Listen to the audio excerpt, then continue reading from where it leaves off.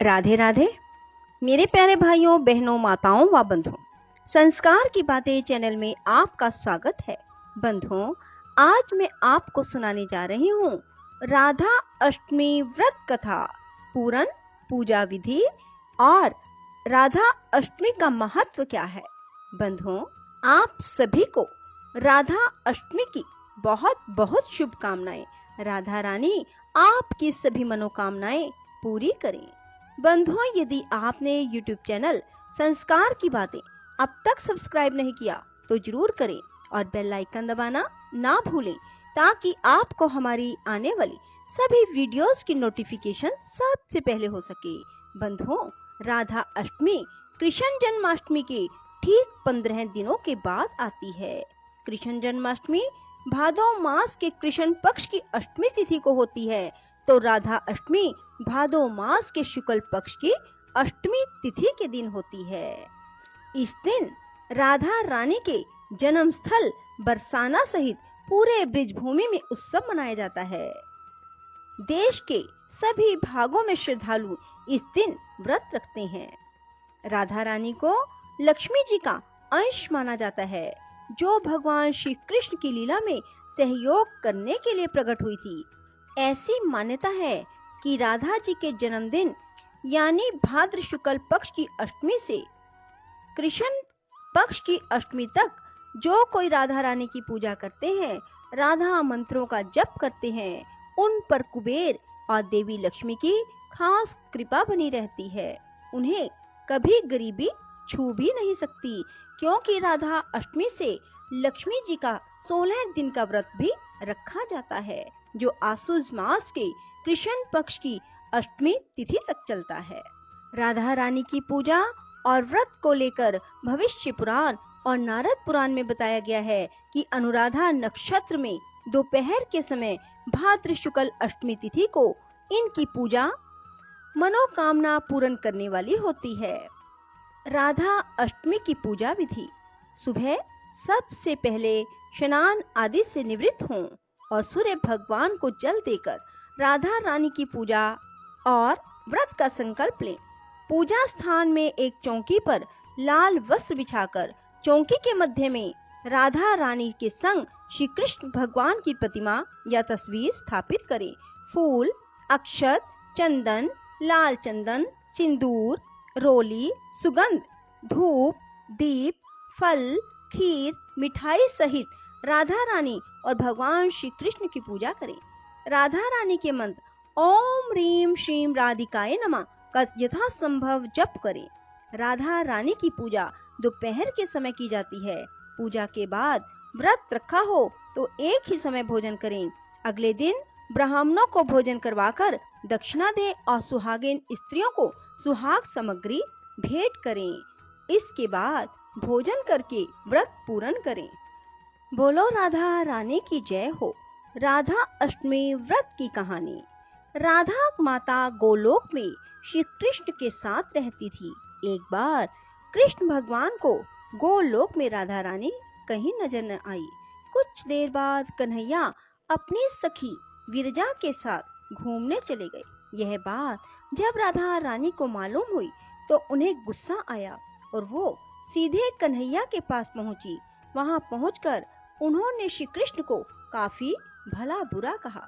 राधा रानी का रवैया भगवान श्री कृष्ण के प्यारे मित्र श्री दामा को बिल्कुल अच्छा न लगा। श्री दामा ने उसी वक्त बिना कुछ सोचे समझे राधा रानी को पृथ्वी पर जन्म लेने का श्राप दे दिया। राधा को इतने गुस्से में देखकर श्री कृष्ण भगवान की सखी विरजा भी नदी के रूप में वहां से चली गई। राधा ने श्री दामा से श्राप पाने के बाद उन्हें राक्षस कुल में पैदा होने का श्राप दिया। राधा जी द्वारा दिए गए श्राप की वजह से ही श्री दामा का जन्म शंखचूड़ दानव के रूप में हुआ। आगे चलकर वही दानव भगवान विष्णु का परम भक्त बना। दूसरी तरफ राधा रानी ने पृथ्वी पर वृषभानु के घर पुत्री के रूप में जन्म लिया। राधा रानी का जन्म वृषभानु जी के घर तो हुआ, लेकिन उनकी पत्नी देवी कीर्ति के गर्भ से नहीं। दरअसल जिस समय राधा मैया और श्री दामा ने एक दूसरे को श्राप दिया था, तभी भगवान श्री कृष्ण ने कहा था कि राधा, आपको वृषभानु जी और देवी कीर्ति की पुत्री बनकर पृथ्वी पर रहना होगा। अर्थात श्री कृष्ण ने राधा जी को ये बात कही थी। मनुष्य के अवतार में आपका एक वैश्य से विवाह होगा, वो मेरे अंश अवतारों में से ही एक होगा।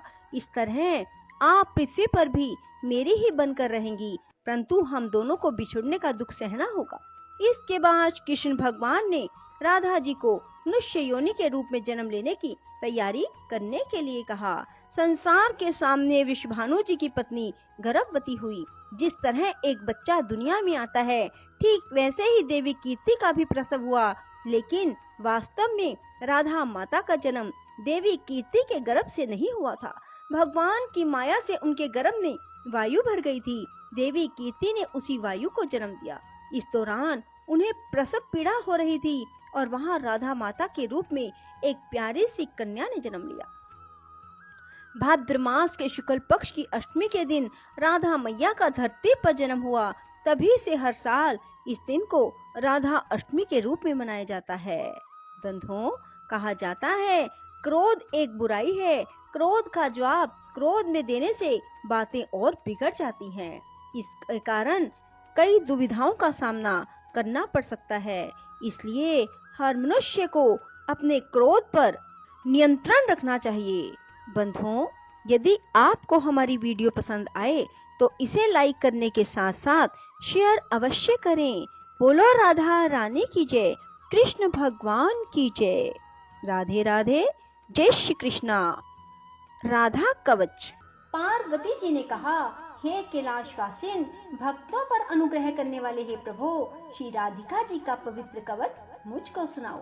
हे त्रिशूल और धनुष धारण करने वाले नाथ, मैं आपकी शरण में हूँ। यदि मुझ पर पूर्ण कृपा है तो दुख के भय से मेरी रक्षा कीजिए।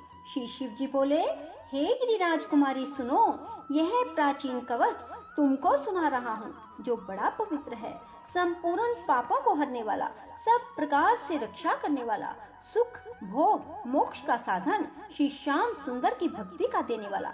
हे देवी, यह कवच त्रिलोकी का आकर्षण कर सकता है और साधक को प्रभु की सन्निधि में पहुंचा देता है।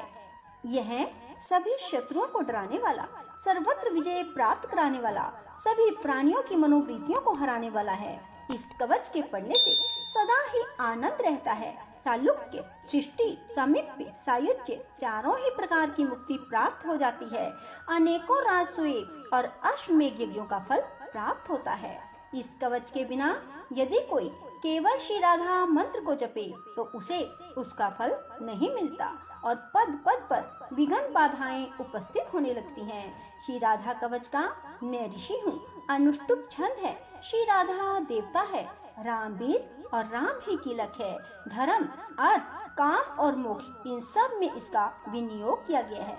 श्री राधा जी मेरे मस्तक और ललाट की रक्षा करें। श्रीमती दोनों नेत्रों को, गोपेंद्र नंदिनी दोनों कानों की रक्षा करें। श्री हरि प्रिया जी नासिका की और शशि शोभना जी दोनों भृकुटियों की रक्षा करें। श्री कृपा देवी जी ऊपर के होठ की, गोपिका जी नीचे के होठ की रक्षा करें। ऊपर के दांतों की श्री विश्वभानु सुता, ठोड़ी की श्री गोप नंदिनी जी रक्षा करें। कपोलों की चंद्रावली जी रक्षा करें। श्री कृष्ण प्रिया जी जीव की रक्षा करें। श्री हरि प्रिया कंठ की और विद्या जी हृदय की रक्षा करें। चंद्रवदना दोनों भुजाओं की, सुबल स्वसा पेट की, योगान्विता कमर की और सौभद्रिका दोनों पैरों की रक्षा करें। चंद्रमुखी नखों की, गोपाल वल्लभा गुल्फों की, जया घुटनों की और गोपी सभी और से रक्षा करे। शुभ प्रदा पीठ की, कुक्षियों की, श्रीकांत वल्लभा जानू देश की, जया और हरिणी मेरी सब और से रक्षा करे। वाणी वचनों की रक्षा करे। धनेश्वरी खजाने की, कृष्ण रता पूर्व दिशा की और कृष्ण प्राणा पश्चिम दिशा की रक्षा करे। उत्तर दिशा की हरिता, दक्षिण दिशा की विश्वभानुजा, रात्रि में चंद्रवली और श्वेदित मेखला तीर में रक्षा करे। मध्याह्न में सौभाग्यदा, कामरूपनी साय में, प्रातः काल रौद्री और रात्रि के अवसान होने पर गोपिनी हमारी रक्षा करें। संगम में हेतुदा, दिन वृद्धि के अवसर में केतुमाला, अपराह्न समय शेषा और संपूर्ण संधियों में शमिता रक्षा करे। उपभोग के समय योगिनी, रति प्रदा रति के समय, योग के समय में रत्नावली, कामेशी और कौतकी नित्य प्रति मेरी रक्षा करे। कृष्ण मानसा श्री राधिका जी सदा सर्वदा सब कामों में मेरी रक्षा करे। जिन स्थलों के नामों की चर्चा नहीं की गई उन सब की श्री ललिता जी रक्षा करें। हे देवी, यह अद्भुत कवच मैंने तुम्हें सुना दिया। इसका नाम है सर्व रक्षा कारक। यदि इसे कोई प्रातः, मध्याह्न और सायंकाल पढ़ता है तो इससे बड़ी भारी रक्षा हो जाती है। श्री राधा कवच के पढ़ने से उस साधक के मन में जैसी कामना हो वैसी सिद्धि हो जाती है। राजद्वार, सभा संग्राम और शत्रुओं द्वारा पहुंचाए हुए संकट के समय, प्राण और धन विनिष्ट होने के समय यदि मनुष्य यतन से इसका पाठ करे तो हे देवी, उसका कार्य सिद्ध हो जाता है, उसको कभी भी भय नहीं रहता। सचमुच उसने श्री राधिका जी की आराधना कर ली। गंगा स्नान और भगवान के नाम स्मरण से जो फल प्राप्त होता है, निसंदेह वही फल इस कवच को पढ़ने वाले को मिलता है।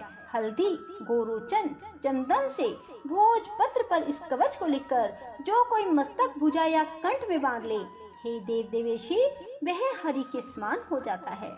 ब्रह्मा जी इस कवच के प्रसाद से सृष्टि रचते हैं, विष्णु पालन करते हैं। इसी कवच के प्रसाद से शंकर सृष्टि का संहार करते हैं।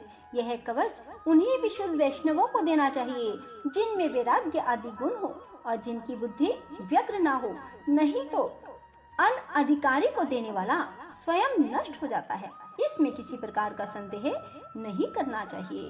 इति श्री राधा कवच संपूर्णम। राधे राधे, जय श्री कृष्णा।